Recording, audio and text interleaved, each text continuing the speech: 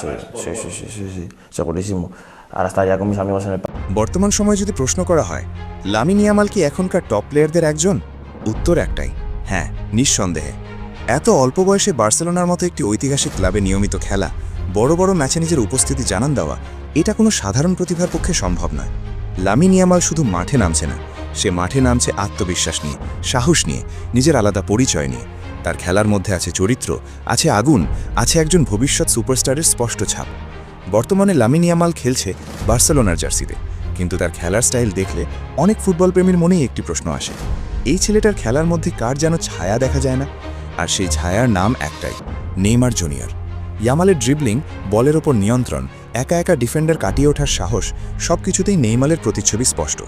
শুধু খেলার ধরনই নয়, গোল করার পর তার সেলিব্রেশনেও অনেক সময় নেইমারের মতো হাসি, আত্মবিশ্বাস আর শোম্যানশিপ দেখা যায়। এটা কি কাকতলীয়, নাকি এর পেছনে আছে গভীর কোনো গল্প? এই জায়গায় আসি ড্রিবলিংয়ের পরিসংখ্যানে। এই ফুটবল বিশ্বে এক বছরে সর্বোচ্চ সফল ড্রিবেলের রেকর্ড কার? নেইমার জুনিয়র, ৩৩৫টি সফল ড্রিবেল। আর জানো সেকেন্ড পজিশনে কে? লামিন ইয়ামাল, ৩০৭টি সফল ড্রিবেল। এখানেই থেমে যাওয়া উচিত। এক মুহূর্ত ভেবে দেখো, যে খেলোয়াড় ইতিহাসে এক বছরে সবচেয়ে বেশি সফল ড্রিবেল করেছে, আর ঠিক তার পরেই যে খেলোয়াড়ের নাম উঠে আসে, সে নিজেই বলে নেইমার আমার আইডল। এটা শুধু সংখ্যা নয়, এটা প্রমাণ করে ইয়ামাল কতটা গভীরভাবে নেইমারকে ফলো করে, অনুকরণ করে এবং সম্মান করে। সম্প্রতি একটি পডকাস্টে লামিন ইয়ামালকে সরাসরি প্রশ্ন করা হয়েছিল, তোমার আইডলকে? 1 সেকেন্ডও ভাবেনি ইয়ামাল। কোনো কূটনীতি নয়, কোনো ঘুরিয়ে কথা নয়, সে সরাসরি বলে দিয়েছে আমার আইডল নেইমার জুনিয়র। এরপর ইয়ামাল নিজেই স্বীকার করে, আমি ছোটবেলা থেকেই নেইমারের খেলা দেখে বড় হয়েছি। এই কথাগুলো শুধু মুখের কথা নয়, এটা মাঠেই প্রমাণিত। যখন ইয়ামাল বল পায়, যখন সে ডিফেন্ডারের দিকে ছুটে যায়, যখন সে হঠাৎ থেমে দিক বদলায়, ঠিক তখনই মনে হয় যেন ছোটবেলার নেইমারকেই আবার দেখা যাচ্ছে। গোল করার পর ইয়ামালের সেলিব্রেশন দেখেছ? কখনো হাত ছড়িয়ে হাসি, কখনো নির্ভর আনন্দ, কখনো আত্মবিশ্বাসী ভঙ্গি, সব কিছুতেই নেইমারের ছাপ স্পষ্ট। এগুলো কপি নয়, এগুলো অনুপ্রেরণার প্রতিফলন।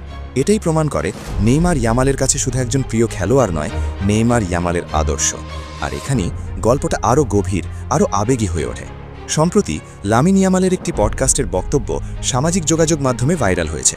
সেখানে ইয়ামাল বলে, আমি নেইমারকে বলেছি যদি আমরা দুজন ২০২৬ বিশ্বকাপের ফাইনালে উঠি তাহলে আমরা একসাথে ছুটিতে যাব। আমি সত্যিই আশা করি ২০২৬ বিশ্বকাপের ফাইনালে স্পেন বনাম ব্রাজিল খেলবে।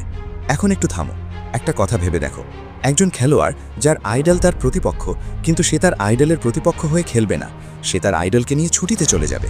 এখানেই বোঝা যায় ইয়ামাল নেইমারকে কতটা সম্মান করে। আর উল্টো দিক থেকে ভাবো, একজন তরুণ তারকা যদি নেইমারকে এতটা সম্মান করে, তাহলে নেইমার কেমন প্রভাব ফেলেছে পুরো একটা জনগণের ওপর।